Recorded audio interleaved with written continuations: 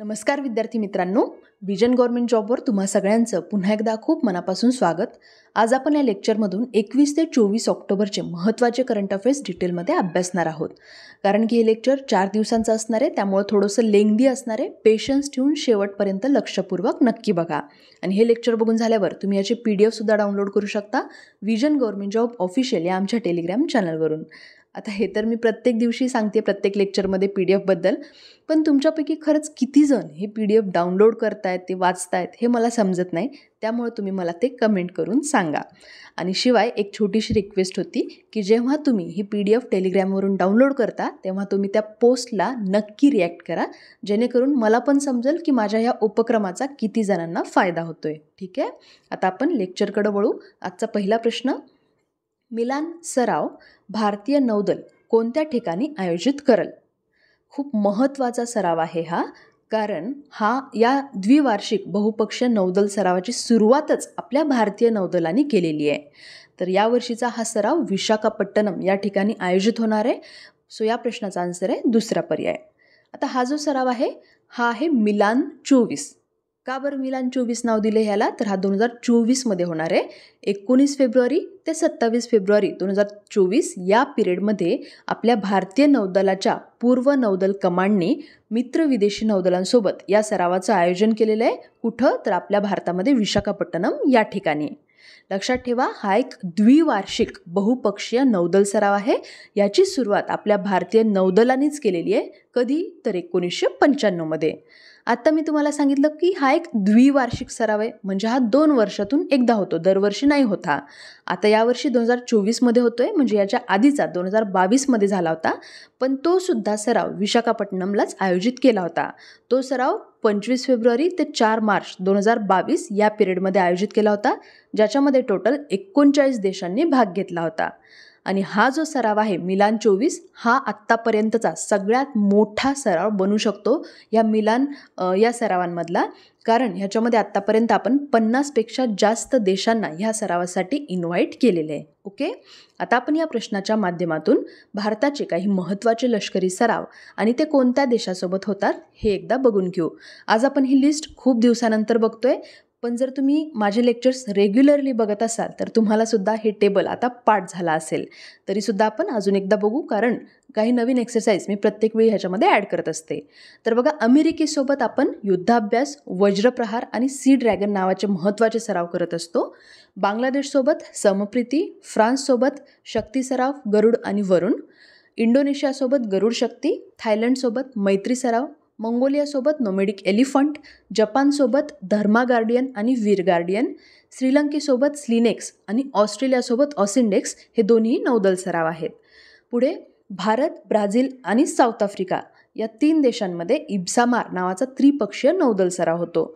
चीनसोबत hand in hand, ओमानसोबत भारताचे 3 वेगवेगळे सराव होतात, अल नजाह, नसीम अल बहर आणि ईस्टर्न ब्रिज. यापैकी पहिला हा दोन्ही देशातल्या आर्मीत होणारा, नसीम अल बहर दोन्ही देशातल्या नेव्हीमध्ये होणारा आणि ईस्टर्न ब्रिज हा दोन्ही देशाच्या एअरफोर्समध्ये होणारा सराव आहे. कझाकस्तानसोबत काझिंद, नेपाळसोबत सूर्यकिरण, भारत, US आणि जपान या 3 देशांमध्ये मलबार नावाचा त्रिपक्षीय सराव होत असतो. सिंगापूरसोबत सिमबेक्स आणि बोल्ड कुरुक्षेत्र, उझबेकिस्तानसोबत डस्टलिक आणि UK सोबत कोब्रा वॉरियर आणि कोकण नावाचे सराव आपण आयोजित करत असतो. ओके, पुढचा प्रश्न, S जयशंकर हे SCO बैठकीसाठी किर्गिस्तानच्या 2 दिवसांच्या दौऱ्यावर गेले. किर्गिस्तानची राजधानी कोणती आहे? या प्रश्नाचा आन्सर आहे दुसरा पर्याय, बिश्केक. इथं बघा, मॅपमध्ये तुम्हाला दिसलं असेल तर किर्गिस्तानची राजधानी बिश्केक ही आहे. तर या ठिकाणी किर्गिस्तानच्या या राजधानीच्या ठिकाणी किर्गिस्तानच्या अध्यक्षतेखाली एक SCOची काउन्सिल ऑफ हेड्स ऑफ गव्हर्नमेंटची एक बैठक आयोजित करण्यात आली होती. आणि ही बैठक 25 ते 26 ऑक्टोबर या पिरियडमध्ये किर्गिस्ताननी आयोजित केली होती. ही 22वी बैठक होती. या बैठकीमध्ये भारताचं प्रतिनिधित्व करण्यासाठी आपले परराष्ट्रमंत्री डॉक्टर S जयशंकर यांनी किर्गिस्तानच्या या राजधानीला भेट दिलेली आहे. ओके, आता ही जी भेट आहे ना, ही आपल्या भारतासाठी खूप महत्त्वाची होती बघा, कारण आता सध्याच्या पिरियडमध्ये आपल्या भारताचे मिडल ईस्ट कंट्रीज ज्या आहेत ह्याच्यासोबत आपण संबंध चांगले बनवण्यासाठी प्रयत्न करतोय. का बरं आपल्याला ह्या देशांसोबत संबंध चांगले करायचे आहेत? तर ह्याचं मुख्य कारण आहे आयमेक म्हणजे India middle east Europe corridor. हा लवकरात लवकर आणि चांगल्या पद्धतीनं सुरळीत कंप्लीट व्हावा यासाठी सध्या भारत प्रयत्न करतोय. त्यामुळं किर्गिस्तानचा दौरा हा जो आहे हा खूप महत्त्वाचा मानला जातोय. ओके, आता आपण बघा या प्रश्नाच्या माध्यमातून किर्गिस्तान हा देश कुठे आहे, शेजारचे देश कोणते हे जरा बघून घेऊ. तर इथे बघा पहिल्यांदा ह्या मोठ्या मॅपमध्ये बघून घेऊ. तर इथे आहे वरती आशिया, इकडे आहे युरोप, इथे आहे आपला भारत आणि भारताच्या जर आपण वरती उत्तरेकडे बघितलं तर हा एक जो देश आहे हा आहे किर्गिस्तान. ह्याला थोडं झूम करून बघितल्यावर आपल्याला शेजारचे देश समजतील. तर बघा किर्गिस्तानच्या उत्तरेकडं आहे कझाकस्तान, पूर्वेकडं चीन आहे, खाली दक्षिणेकडं आहे ताजिकिस्तान आणि पश्चिमेकडं उझबेकिस्तान या देशाची सीमा इथं लागलेली आपल्याला दिसते आहे. इथली राजधानी आत्ताच आपण सांगितली बिश्केक ही आहे आणि इथलं चलन आहे किर्गिझस्तानी सोम. ठीक आहे, आता बघा हा प्रश्न SCOचा होता, त्यामुळं या प्रश्नाच्या माध्यमातून SCO बद्दल पण थोडक्यात माहिती जाणून घेऊ. कारण बऱ्याच वेळा आयोग मल्टीलायनरमध्ये सुद्धा अशा वेगवेगळ्या इंटरनॅशनल ऑर्गनायझेशनबद्दल प्रश्न विचारत असतो. तर बघा SCO म्हणजेच शांघाय कोऑपरेशन ऑर्गनायझेशन, याची स्थापना 2001मध्ये झालेली आहे. त्यानंतर 2002मध्ये SCO चार्टरवरती साईन करण्यात आली आणि 2003पासून हे चार्टर अंमलात आलं. भारत हा जून 2017मध्ये SCOचा सदस्य झालेला आहे, लक्षात ठेवा. आणि सेम पिरियडला पाकिस्तानसुद्धा 2017मध्येच SCOचा सदस्य झालेला आहे. तुम्ही जर एक गोष्ट ऑब्झर्व करायला शिकला असाल तर ह्या काही इंटरनॅशनल ऑर्गनायझेशन्स असतात, इव्हन नोबेल प्राईज देणारी जी संस्था आहे तर ही सुद्धा जेव्हा कधी भारताला एखाद्या इंटरनॅशनल ऑर्गनायझेशनचं सदस्य बनवते त्यावेळा सेम टाईमला पाकिस्तानसुद्धा त्या ऑर्गनायझेशनचा सदस्य बनत असतो. असं बऱ्याच वेळा झालेलं आहे. लाईक नोबेल पुरस्कारांमध्ये तर ह्याचं हमखास झालेलं आहे. तुम्ही ही जी हिस्ट्री आहे नोबेल पुरस्कार विजेत्यांची ती तुम्ही घेऊन बघू शकता. तर आता आपण SCO बद्दल बघू. तर ही एक बघा युरेशियन राजकीय, आर्थिक आणि आंतरराष्ट्रीय सुरक्षा आणि संरक्षण देणारी संस्था आहे. जर आपण हिची व्याप्ती बघितली ना तर भौगोलिक व्याप्तीच्या दृष्टिकोनातून आणि लोकसंख्येच्या सुद्धा दृष्टिकोनातून ही जगातली सगळ्यात मोठी प्रादेशिक संस्था आहे. कारण या संस्थेने युरेशियाचा अंदाजे 60% एरिया व्यापला आहे आणि टोटल जगाच्या पॉप्युलेशनच्या 40% आणि जागतिक GDPच्या 30%पेक्षा जास्त भाग हा SCO या एकाच ऑर्गनायझेशननी व्यापलेला आहे. आता आपण SCOचे सदस्य कोणते आहेत हे जरा इथे बघून घेऊ. तर इथे बघा चीन, Kazakhstan, Kyrgyzstan, Russia, Tajikistan, Uzbekistan, Bharat आणि पाकिस्तान, तर एवढे देश हे सध्या सदस्य देश आहेत. इथे तुम्ही ऑब्झर्वर स्टेट, डायलॉग पार्टनर्स आणि गेस्ट अटेंडन्सेस कोणते आहेत तर हे सुद्धा बघू शकता. पण मोस्ट इम्पॉर्टंट काय आहे तर सदस्य देश कोणते आहेत हेच आपल्याला फक्त इथे लक्षात ठेवायचं आहे. ओके, पुढचा प्रश्न.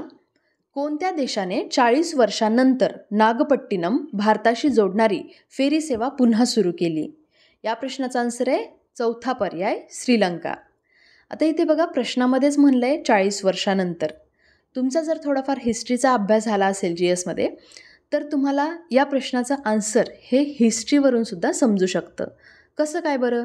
तर आत्ता चालू आहे समजा 2023-24, याआधी जर तुम्ही 40 वर्ष गेलात म्हणजे काय तर इसवी सन 1982-83 वगैरे येईल.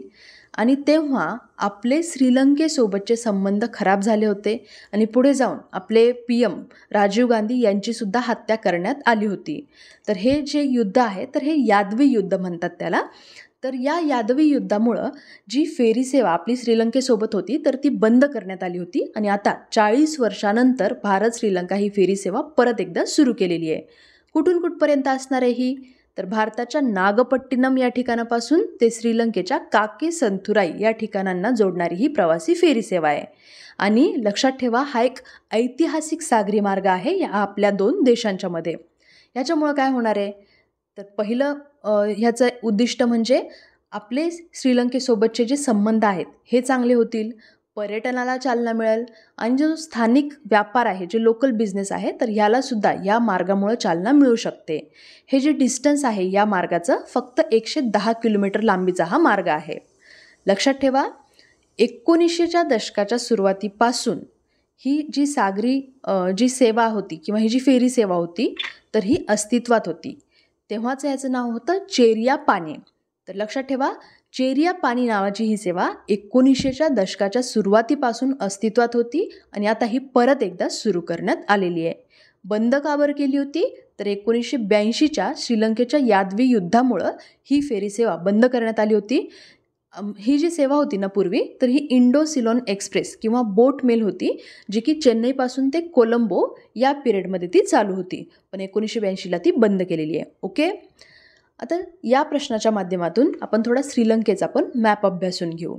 तर इथे बघा, हा आहे आपला भारत आणि आपल्या दक्षिणेकडं अगदी चिटकलेला नाही आहे, पण आपला एक सागरी शेजारी देश आहे, तो म्हणजे श्रीलंका. इथं आपण बघू शकतो.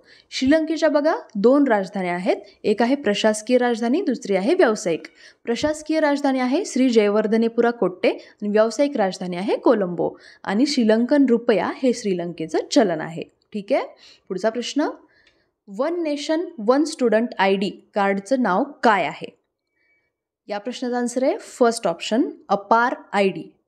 आता जेव्हा कधी अशा पद्धतीचे जे म्हणजे बोल्ड लेटर्समध्ये एखाद्या IDचं वगैरे नाव ठेवण्यात येतं, तर त्याला फुल फॉर्म असतो, जो की एक्झाममध्ये विचारला जाऊ शकतो. म्हणजे तुम्हाला इथं अपार IDमध्ये अपार काय आहे हे माहिती असायलाच पाहिजे. अपार म्हणजे automatic permanent academic account registry ID. तर हा आपल्या प्रत्येक विद्यार्थ्यांसाठी असणाऱ्या, आपल्या भारतातल्या प्रत्येक विद्यार्थ्यासाठी एक डिजिटल आयडेंटिफिकेशन सिस्टीम आहे, ज्याचं नाव आहे अपार ID. तर बघा, 2020मध्ये आपल्या केंद्र सरकारने नॅशनल एज्युकेशन पॉलिसी आणलेली आहे आणि या पॉलिसीनुसार one nation one student ID ही संकल्पनासुद्धा आपल्या केंद्रीय शिक्षण मंत्रालयाने आणलेली आहे आणि ह्यालाच आता आपण अपार ID असं म्हणतोय. काय असणार आहे हे? तर भारतातल्या सगळ्याच राज्यातल्या स्टुडंटसाठी एज्युलॉकर म्हणून काम करणारे ही, आणि ही एक एज्युकेशन इकोसिस्टीम रजिस्ट्री सिस्टीम आहे. म्हणजे काय, तर एज्युलॉकर तुम्ही या आधीसुद्धा ऐकलं असेल बघा. एज्युलॉकर म्हणजे काय, तर बघा, प्रत्येक स्टुडंटची शैक्षणिक पात्रता, त्याचा क्रेडिट स्कोअर, प्रमाणपत्र आणि इतर शैक्षणिक जी माहिती आहे, तर ही एका डिजिटल फॉर्मॅटमध्ये या अपार IDमध्ये कलेक्ट केली जाणार आहे. आणि ही, जसं मी आत्ता सांगितलं, भारतातल्या प्रत्येक स्टुडंटसाठी असणार आहे. म्हणजे प्री प्रायमरी म्हणजे नर्सरी, ज्युनियर KG पासून ते हायर एज्युकेशन घेणारे जे स्टुडंट आहेत, अशा सगळ्याच विद्यार्थ्यांसाठी हे कंपल्सरी होणार आहे पुढच्या काही दिवसांमध्ये. आणि ज्यांना अपार ID बनवायचं आहे, तर आता सध्या अशी सिस्टीम केली आपल्या सरकारने की त्यांना पहिल्यांदा त्यांच्या पॅरेंट्सचं संमती घ्यावं लागणार आहे आणि ही संमती घ्यायसाठी प्रत्येक स्टेटनी जी प्रोसेस आहे, तर ही सुद्धा आता सुरू केलेली आहे. आता ही जे अपार ID आहे, तर हा कसा बनवला जाऊ शकतो? तर जे नवीन किंवा सध्याचे युजर्स आहेत, तर ते त्यांचा मोबाईल नंबर, आधार कार्ड किंवा ID आणि पासवर्ड यूज करून त्यांचं रजिस्ट्रेशन करू शकतात किंवा लॉग इनसुद्धा करू शकतात. आता हे कशासाठी आणलेलं आहे अपार ID? तर ह्याचे उद्देशसुद्धा आपल्याला माहिती असायला पाहिजे. तर ह्याच्यामुळं काय होईल की अपार ID म्हणजे काय, तर देशातल्या सगळ्याच विद्यार्थ्यांसाठी हे लागू असणार आहे. जसं की आपलं आधार कार्ड आहे, त्याच्यामुळं एकात्मिक शैक्षणिक व्यवस्था निर्माण होऊ शकते. दुसरा मुद्दा म्हणजे जे डॉक्युमेंट्स असतात स्टुडंटचे, तर ह्याची सुरक्षा वाढू शकते. तिसरं म्हणजे शैक्षणिक माहिती जी आहे स्टुडंट्सची, तर ही त्यांना इन फ्युचर कधी जर माहिती घ्यायची असेल, तर ही लगेच इझिली अवेलेबल होऊ शकते. तर असे भरपूर उद्देश आहेत या अपार ID कार्यक्रमाचे. ओके. पुढचा प्रश्न, कोणत्या स्पेस स्टार्टअपने अलीकडेच विक्रम-1 रॉकेटचं अनावरण केलं आहे, जे 2024च्या सुरुवातीला प्रक्षेपितसुद्धा होणार आहे? या प्रश्नाचा आन्सर आहे फर्स्ट ऑप्शन, स्कायरूट एरोस्पेस. तर हैदराबादची कंपनी आहे ही स्कायरूट. हिनं विक्रम-1 आणि भारतातल्या पहिल्या खाजगी क्षेत्रातल्या रॉकेट सुविधेचं अनावरण केलेलं आहे. लक्षात ठेवा, ही जी कंपनी आहे space tech startup Skyroot aerospace, तर हिनं लास्ट इयरमध्ये सुद्धा आपल्या भारताचं पहिलं खाजगीरित्या बनवलेलं रॉकेट विक्रम-S हे अवकाशामध्ये पाठवून इतिहास रचलेला आहे.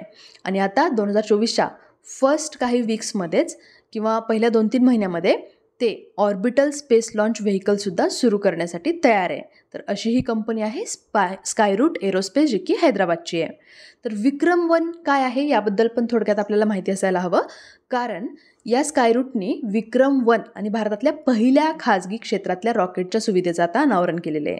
तर विक्रम-1 बद्दल सांगायचं तर बघा, हे आपल्या भारतातलं पहिलं all carbon fibre body rocket आहे आणि हे 3D प्रिंटेड लिक्विड इंजिननंसुद्धा सुसज्ज आहे असं हे विक्रम आहे. लोअर अर्थ ऑर्बिटमध्ये जवळपास 300 किलो पेलोड्स ठेवण्याची ह्याची कॅपॅसिटी आहे आणि हे एक मल्टी लेवल लॉन्चिंग व्हेकल म्हणजेच प्रक्षेपण व्हेकल आहे. ओके, तर असं हे विक्रम-1 रॉकेटचं अनावरण रिसेंटली एका स्टार्टअपने केलेलं आहे ज्याचं नाव आहे स्कायरूट एरोस्पेस. ओके, पुढचा प्रश्न.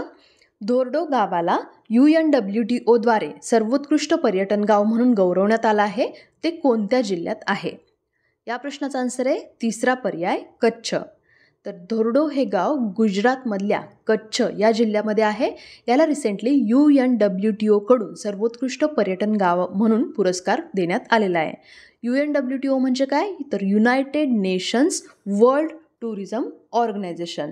UNWTOचं हेडक्वार्टर आहे स्पेनमध्ये मॅड्रिड या ठिकाणी.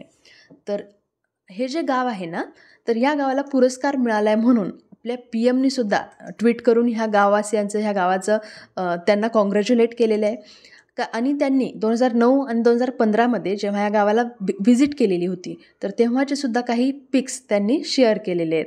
आता हे सगळं मी का सांगते आहे, तर तुम्हीसुद्धा जेव्हा अशा पद्धतीच्या काही न्यूज येतात तर थोडासा 1-2 मिनटं वेळ काढून गुगलवरती ते सर्च करून इमेजेस बघू शकता.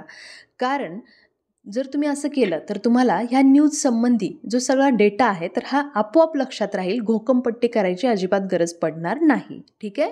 तर धोर्डो हे जे गाव आहे इथं खूप छान असा समृद्ध त्यांचा सांस्कृतिक वारसा आहे. तिथलं नैसर्गिक सौंदर्यसुद्धा खूप छान आहे आणि यासाठीच या गावाला हा पुरस्कार मिळालेला आहे. ओके, पुढचा प्रश्न. देशातील सर्वात मोठी कन्यापूजा आयोजित करून उत्तर प्रदेशातील खालीलपैकी कोणत्या जिल्ह्याने इतिहास रचला? या प्रश्नाचा आन्सर आहे फर्स्ट ऑप्शन गोंडा. आता कन्यापूजा काय असतं माहिती आहे का तुम्हाला? तर बघा, आपल्या हिंदू धर्माने आपल्याला महिलांचा मुलींचा आदर करायला हे आपल्याला धर्मातूनच आपल्या परंपरेतूनच शिकवलेलं आहे आणि त्याचंच उदाहरण आहे हे कन्यापूजा. तर जेव्हा आपले नवरात्र चालू असतात तर तेव्हा 8 वर्षांपेक्षा कमी वयाच्या ज्या मुली असतात तर त्यांचं पाय धुवून त्यांना जेऊ खाऊ घालून त्यांची पूजा वगैरे केली जाते. त्यालाच म्हणतात कन्यापूजन. तर UPमधल्या बघा ह्या गोंडा जिल्ह्यांनी एक हिस्ट्री क्रिएट केलेली आहे. ती काय? तर या जिल्ह्यातल्या वेगवेगळ्या विकास गटातल्या वेगवेगळ्या विभागातल्या 11,880 मुलींचं कन्यापूजन त्यांनी ॲट अ टाईम केलेलं आहे. त्यामुळं या गोंडा जिल्ह्यांनी एक इतिहासच रचलेला आहे. UPचे CM योगी आदित्यनाथ यांच्याच मार्गदर्शनाखाली गोंडा जिल्ह्यामध्ये शक्तिवंदन सोहळ्याचं आयोजन करण्यात आलं होतं आणि यावेळी त्यांनी या जिल्ह्यातल्या वेगवेगळ्या क्षेत्रात उत्कृष्ट कार्य करणाऱ्या 9 महिलांचा सुद्धा नवदेवी पुरस्कारांनी गौरव केलेला आहे. ठीक आहे. तर असा हा गोंडा जिल्हा ज्यांनी आत्तापर्यंत देशातली सगळ्यात मोठी कन्यापूजन सोहळा हा आयोजित केला होता. ओके, पुढचा प्रश्न. ऑक्टोबर 2023मध्ये भारतीय समुद्रात दुहेरी वादळ निर्माण झालं. यापूर्वी अशीच घटना कोणत्या वर्षी घडली होती? खूप महत्त्वाचा प्रश्न आहे बघा हा, कारण दरवर्षी होत नसतं. याआधी हे 2018मध्ये झालं होतं. सो या प्रश्नाचा आन्सर आहे दुसरा पर्याय. तर बघा, आपल्या भारतीय समुद्रामध्ये एक दुहेरी वादळ निर्माण होते. अरबी समुद्रामध्ये म्हणजे आपल्या पश्चिमेकडं एक तेज नावाचं चक्रीवादळ आणि बंगालच्या उपसागरामध्ये म्हणजे पूर्वेकडं हॅमून नावाचं जे वादळ आहे तर हे तयार होते. आपल्या हवामान तज्ज्ञांनी असा अंदाज वर्तवला आहे की अरबी समुद्र आणि बंगालच्या उपसागरावर एक दुहेरी चक्रवादळ तयार होत आहेत आणि याआधी ही घटना 2018मध्ये झाली होती. आता तेव्हा जे चक्रीवादळं होते याची नावं आयोग विचारू शकतो. तर लक्षात ठेवा, तेव्हा लुबान आणि तितली हे दोन्ही चक्रीवादळं एकाच वेळी अरबी समुद्रात आणि बंगालच्या उपसागरावरती आले होते. अरबी समुद्रामध्ये लुबान आणि बंगालच्या उपसागरामध्ये तितली नावाचं एक चक्रीवादळ, हे दोन्ही ॲट अ टाईम 2018मध्ये आले होते. ओके, तर अरबी समुद्रामध्ये तेज नावाचं चक्रीवादळ हे आता तयार होतं आहे, तर हॅमून नावाचं चक्रीवादळ हे एक अकाली अवस्थेमध्ये बंगालच्या उपसागरामध्ये तयार होणार आहे. तर असं रिसेंटली आपल्या IMD म्हणजे भारतीय हवामानशास्त्र विभागाने सांगितलेलं आहे. आता बरं, हे जे आपण नावं बघितले थोडे वेगळे वाटतात ना, हॅमून, तेज किंवा लुबान, तितली. आता हे जे नावं आहेत चक्रीवादळांना हे कोण देतं बरं? तुम्हाला पण हा प्रश्न पडला असेल ना. तर हिंद महासागरात येणाऱ्या चक्रीवादळांना नावं देण्याची जी पद्धत आहे याबद्दल थोडक्यात आपण जाणून घेऊ. तर बघा, आपल्या भारतीय हवामान विभाग WMO आणि जे सदस्य देश आहेत जसे की Bangladesh, Bharat, Iran, Maldives, Myanmar, Oman, Pakistan, Qatar, Saudi Arabia, Sri Lanka, Thailand, UAE, Yemen, तर यांच्याद्वारे एक नावांची चक्रीवादळांच्या नावांची एक लिस्ट बनवली जाते. आता या लिस्टमध्ये आपल्या भारताने सुद्धा काही नावं सुचवली असतील, ती कोणती हे एक्झाममध्ये विचारलं जाऊ शकतं. तुमच्याकडे जर नोटबुक पेन तुम्ही घेऊन बसला असाल तर हे तुम्ही नक्की नोट डाऊन करायला पाहिजेच. तर बघा, भारताकडून सुचवण्यात आलेली नावं आहेत गती, तेज, मुरसू, आग, व्योम, झार, प्रोबाहो, नीर, प्रभंजन, घूर्णी, अंबुड, जलधी आणि वेगा. यापैकी तुम्हाला जर गोष्ट एक ऑब्झर्व झाली असेल तर ऑलमोस्ट बरीच नावं ही संस्कृतमधलीच आहेत. ठीक आहे, तर एवढी नावं आपल्या भारताने सुचवलेली आहे. तुम्ही थोडंसं हे लेक्चर पॉज करून हे जे टेबल दिलेलं आहे मी, तर ह्याचं तुम्ही स्क्रीनशॉट काढून ह्याला एकदा नक्की वाचून घ्या. हे जर मी सगळं वाचत बसले तर खूप वेळ जाईल. आता आपण पुढचा प्रश्न बघू. मग नवी दिल्लीतील लवकुश रामलीला येथे रावण दहन करणारी डॅश डॅश ही पहिली महिला ठरली आहे. या प्रश्नाचा आन्सर आहे तिसरा पर्याय, कंगना रनौत. खूप महत्त्वाचा प्रश्न आहे बघा हा, कारण दरवर्षी लाल किल्ल्यावरती हा रावण दहनाचा कार्यक्रम होतो आणि या कार्यक्रमाच्या 50 वर्षाच्या हिस्ट्रीमध्ये पहिल्यांदा असं झालं आहे की एका महिलेने रावणाचं दहन केलेलं आहे आणि ती महिला ठरलेली आहे कंगना रनौत. तर नवी दिल्लीतल्या लवकुश रामलीला या ठिकाणी हे रावण दहनाचा कार्यक्रम आयोजित करण्यात आला होता, ज्याच्यामध्ये कंगना रनौत तर होतीच, याच्याशिवाय दिल्लीचे CM होते, तिथले नायब राज्यपाल होते, पण तरीसुद्धा रावण दहन हे कंगना रनौत हिनं केलेलं आहे. ठीक आहे, पुढचा प्रश्न. तमिळनाडूचे आध्यात्मिक नेते बंगारू अडिगल यांचं निधन झालं, त्यांना कोणता सन्मान मिळाला होता? या प्रश्नाचा आन्सर आहे फर्स्ट ऑप्शन, पद्मश्री मिळाला होता त्यांना. तर हे तमिळनाडूचे आध्यात्मिक नेते होते बंगारू अडिगल. यांचं रिसेंटली तमिळनाडूमध्ये चेंगलपट्टू या ठिकाणी निधन झालेलं आहे. त्यांना अम्मा म्हणून सुद्धा ओळखलं जायचं, कारण त्यांनी महिलांना शक्ती मंदिराच्या गर्भगृहामध्ये प्रवेश करण्याचा जो मार्ग होता तर हा मोकळा करण्यासाठी यांचे खूप प्रयत्न मानले जातात आणि ही एक क्रांतिकारी सुधारणा त्यांनी घडवून आणलेली आहे असं मानलं जातं. तर आध्यात्मिक गुरु बंगारी अदिगलर यांनाच अम्मा म्हणून सुद्धा ओळखलं जातं. 82 वर्षाचे होते ते आणि आदिपराशक्ती सिद्धर पीडामचे संस्थापक सुद्धा राहिलेले आहेत आणि त्यांना 2019 केंद्र सरकारने पद्मश्री पुरस्कारांनी सन्मानित केलेले आहे. ठीक आहे, पुढचा प्रश्न. बिशन सिंग बेदी खालीलपैकी कोणत्या खेळाशी संबंधित आहेत? या प्रश्नाचा आन्सर आहे दुसरा पर्याय, क्रिकेट. तर हे आपल्या भारताचे खूप फेमस स्पिनर होते बिशन सिंग बेदी. यांचं त्यांच्या वयाच्या 77व्या वर्षी निधन झालेलं आहे. त्यांनी 1966 ते 1979 पर्यंत आपल्या भारतीय राष्ट्रीय क्रिकेट संघाचं प्रतिनिधित्व केलेलं आहे. ते कॅप्टनसुद्धा राहिलेले आहेत आणि त्यांनी बघा टोटल 67 टेस्ट मॅचेसमध्ये 266 विकेट घेतलेल्या आहेत. त्याच्यापैकी तर 14 जे टेस्ट मॅच होते त्याच्यामध्ये त्यांनी 5-5 विकेट घेतलेल्या आहेत आणि एक टेस्ट मॅच तर असा होता ज्याच्यामध्ये त्यांनी 10 विकेट घेतलेल्या आहेत. टेस्ट मॅचमध्ये बघा 2 इनिंग असतात, तर या 2 इनिंगमध्ये मिळून या बिशन सिंग बेदी यांनी एकाच टेस्ट मॅचमध्ये 10 विकेट घेण्याचा रेकॉर्ड त्यांनी केलेला आहे.